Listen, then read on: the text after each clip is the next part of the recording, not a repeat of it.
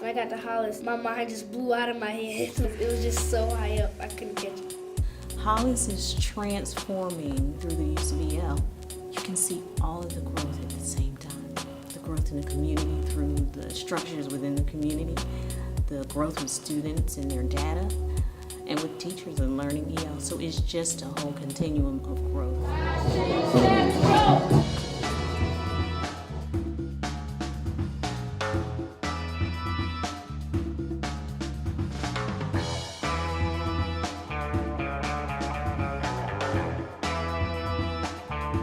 All of our students came from a poor performing school, which was closed because it had 5 years of poor performing data.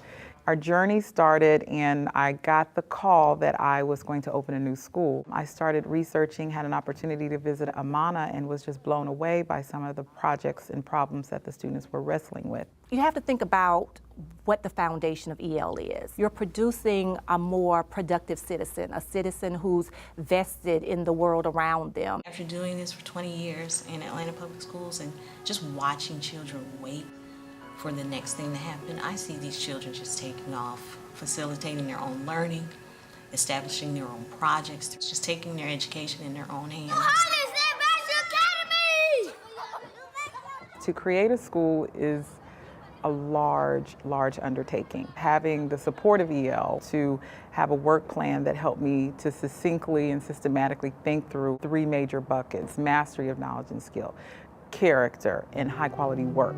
With EL, you see that. You see those 3 dimensions of instruction and student achievement throughout every class at Hollis. Our children are not seated just doing paper and pencil. Our children are not seated taking assessments all the time. They're building, they're creating, they're engineering, and with that automatically comes high student achievement. Everyone has their different epistemology, thought, belief, ideology about what curriculum is, what teaching is, what pedagogy is, what instruction looks like, all of that. You have to bring them together. Everybody has to come together and coalesce around a clear idea about what instruction looks like. Once we have that basic foundation, how can we think about this module, but community relevant problems that we need to think about and tackle with the same great research-based instructional strategies that we saw in the pilot. We had an 18.9% gain across, and we've shown gains across all content areas. I attribute that to the EL curriculum. I hear colleagues sometimes say, oh, we don't have time for that SEL stuff, and we got to get kids ready for an assessment. But what I think they miss is that if you don't get at the heart of a child, they're not going to learn. In a turnaround environment, and especially in an environment where kids need to know that they can trust you and there has to be consistency in their life, you have to build relationship. And crew is such an integral part of EL. So Crew for Hollis is a day-to-day, day in, day out, all day process. We start off every single day implementing culture and crew for 30 minutes. It's just naturally embedded throughout every lesson, throughout every subject.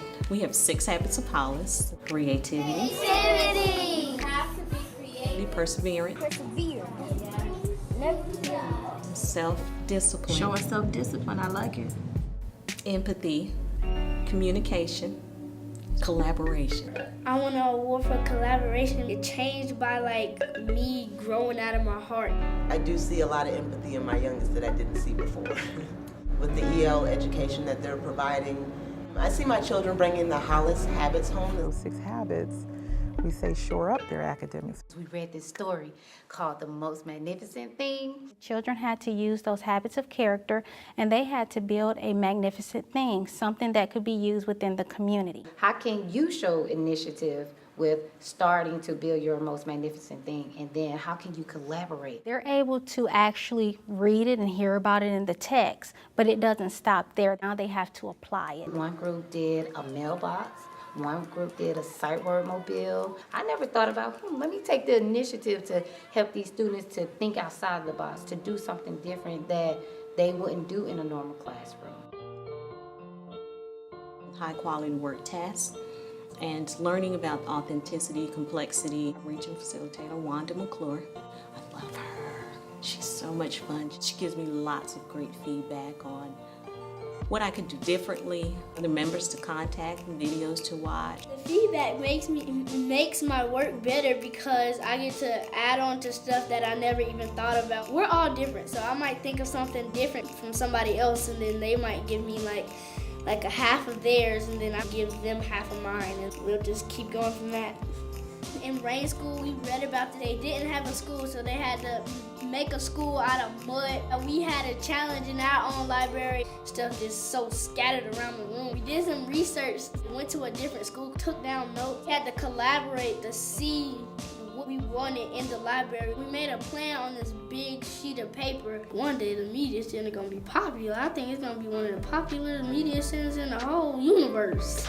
When I went to the national conference celebrating 25 years of great EL work, I felt like I was somewhere with people who I already knew without even knowing their name. It feels good to say, hey, am I doing this right? You guys are the model school for EL. And then to share ideas that you're doing, and they're so accepting, they're like, wow, we should be doing that too. I like how the EL model leaves a broad spectrum of how to teach a child. STEM and gardening is part of that EL system because it helps them make sure they collaborate, make sure you have empathy for the next person who's growing next to you. It does mean a lot to be part of a collective. It actually feels like home.